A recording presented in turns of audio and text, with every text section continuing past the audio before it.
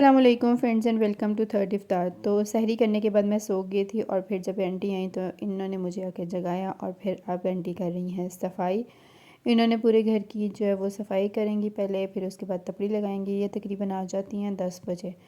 मेरे हस्बैंड जो है वो तकरीबन 9 साढ़े 9 चल जाते हैं, तो वो जो है ना वो फिर मुझे जगाते नहीं हैं, वैसे ही वो ना चले जाते हैं। कपड़े शपड़े पहन के मैंने सारी चीज़ें रखी होती हैं सेट करके, जो जो उन्होंने पहनना होता है, तो वो जो है ना पहन के वो चले जाते हैं लॉक वगैरह लगा के। तो फिर आंटी जब 10 आएँ, साढ़े 10 आएँ, 11 आएँ, जब आए ना तो मुझे जगाती हैं, तो फिर मैं उठ जाती हूँ। तो पहले इन्होंने सफाई की, फिर उसके बाद मैंने इन्हें कहा कि ना रज़ाइयों के ना कवर भी धोने वाले हैं, क्योंकि फिर मैंने इनको रखना था।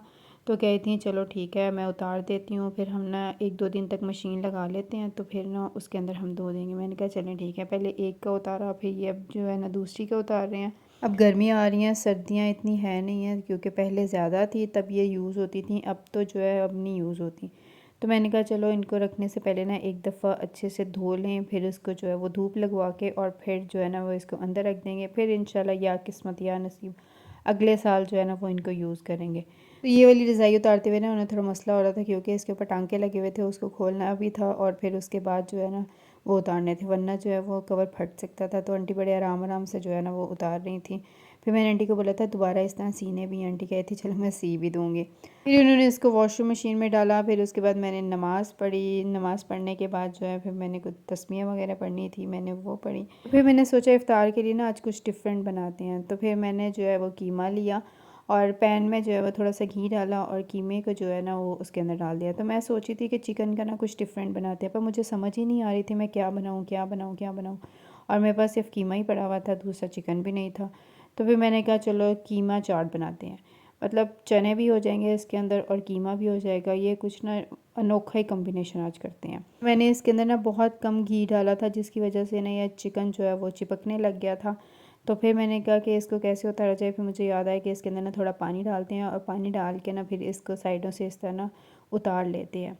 तो मैं ज़्यादा जो है वो इसके अंदर घी या ऑयल नहीं डालना चाह रही थी, मैं चाह रही थी ये ना खुश्क खुश्क ड्राई ड्राई हो, इसलिए ना मैंने इसके अंदर कम घी डाला। मुझे था जिस तरह चाट होती है ना वैसा ये बने। तो जी अब मैंने इसको साइडों से उतार लिया है। फिर उसके बाद जी इसके अंदर मैंने डाले हैं थोड़े से टमाटर, प्याज डाला है और लहसुन अदरक का पेस्ट डाला है। अब इसको थोड़ा इस तरह फ्राई करते हैं। फिर इसके अंदर मैंने डाले हैं चने।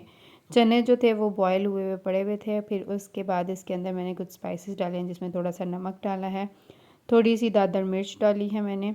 बिल्कुल थोड़ी थोड़ी चीज़ें डाल रही हूँ मैं, क्योंकि एक्सपेरिमेंट ही था मेरा। फिर उसके बाद जी मैंने सोचा इसको अच्छे से जो है वो एक दफ़ा मिक्स करते हैं। मिक्स करने के बाद फिर मैंने इसके अंदर डाला है सोया सॉस। फिर इसके अंदर मैंने डाला थोड़ा सा चिली सॉस। ये दोनों चीज़ें डालने के बाद जो है फिर मुझे याद आया काली मिर्चें हैं वो भी डाल देती हूँ। फिर मैंने वो भी डाल दी इसके अंदर और फिर अब इसकी ना थोड़ी सी भुनाई करते हैं, मतलब इसको फ्राई करते हैं, ताकि जो इसके अंदर सोया सॉस और चिली सॉस का पानी है ना वो ख़त्म हो जाए, ये बिल्कुल ड्राई हो जाए। तो अब इस टाइम पे ये बिल्कुल ड्राई हो गया, तो फिर मैंने चूल्हा बंद कर दिया है। और अब इसको जी हम डालते हैं एक बाउल के अंदर और इंशाल्लाह आज ये इफ्तारी में ट्राई करेंगे कि मैंने कैसा बनाया है, न्यू एक्सपेरिमेंट किया है, तो कैसा रहा है, अच्छा है या नहीं है, वो मैं आपको ना इफ्तारी के बाद बताऊँगी। फिर उसके बाद मैंने सोचा आज कुछ और डिफरेंट चीज़ें बनाते हैं, तो आज फिर मैंने सोचा कि आज ना हम बेसन वाले पकोड़े बनाते हैं। मतलब बेसन वाले उसको पकोड़े भी कह सकते हैं, आलू को बेसन लगा के वो भी कह सकते हैं, मुझे इसका एग्जैक्ट नाम नहीं पता इसको क्या कहते हैं। तो आप लोग मुझे कमेंट सेक्शन में बताइएगा कि इसको आलू के पकोड़े कहते हैं या बेसन वाला पकोड़ा कहते हैं, आलू वाला बेसन पकोड़ा कहते हैं, क्या कहते हैं। तो मैंने एक बाउल के अंदर जो है ना वो थोड़ा बेसन डाला है, थोड़ा नमक डाला है, थोड़ी दादर मिर्च डाली है, ज़ीरा पाउडर डाला है, धनिया पाउडर डाला है और अब इसमें डाला है पानी। पानी डालने के बाद अब इसका ना एक पेस्ट सा बना लेंगे, जो ना पतला हो ना ज़्यादा गाढ़ा हो, इतना हो कि वो आलूओं पे ना अच्छे से चिपक जाए, आलू से उतरे ना। तब इसको अच्छे से मिक्स करते हैं। साथ साथ मैं थोड़ा पानी डाल रही हूँ, जब मुझे लग रहा है कि ये भी गाढ़ा है तो मैं इसमें पानी डाल देती हूँ और इसको अच्छे से फिर मिक्स कर लेती हूँ। तो जी ये हमें इतना ही चाहिए था पतला, ताकि ये ना आलूओं पे अच्छे से चिपक जाए, ज़्यादा उतरेगा भी नहीं और ज़्यादा जो है वो वज़नी भी नहीं हो जाएगा। तो फिर मैंने लिया है एक अदद आलू और इस तरह इसको गोल गोल काट लेंगे।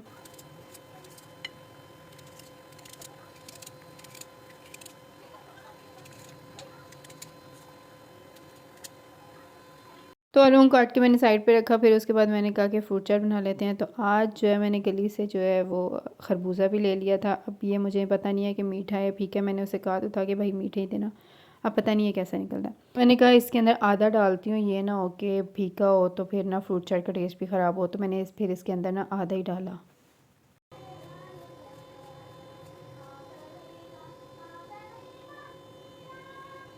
और फिर इसके अंदर फ्रेश ऑरेंज जूस डाला।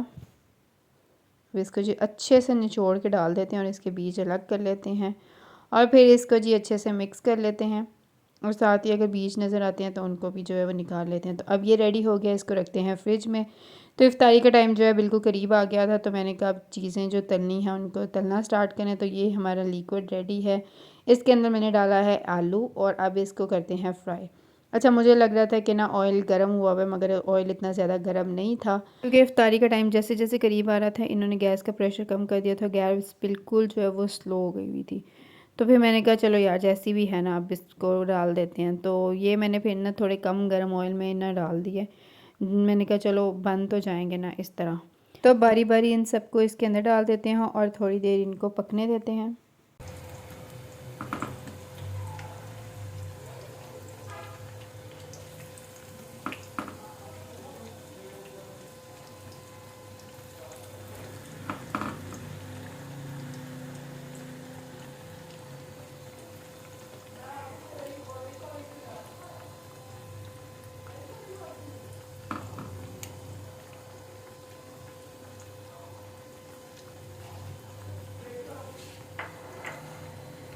तो फिर जब ये थोड़े से पक गए थे तो मैंने इनकी साइडें चेंज किया और इसके अंदर जो एक्स्ट्रा ये बेसन गिरा हुआ है ना, मैंने कहा ये भी निकाल लेते हैं। ये वाला जो है इस तरह के ना ये मुझे बड़े ज़हर लगते हैं, मुझे नहीं ये पसंद, तो मैं इनको फेंक देती हूँ।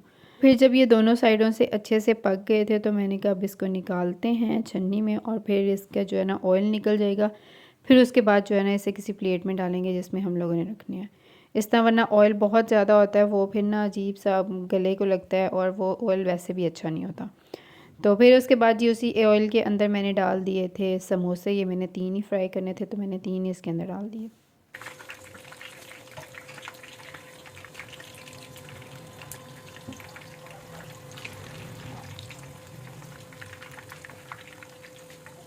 तो अब समोसे भी जो है ना वो दोनों साइडों से गोल्डन हो गए हैं, अंदर से तो वैसे ही पके हुए हैं, अब गोल्डन भी हो गए हैं। तो अब इसको भी जो है वो हम निकाल लेते हैं और छन्नी में रखते हैं थोड़ी देर, ताकि इसका भी ऑयल जो है वो अच्छे से निकल जाए।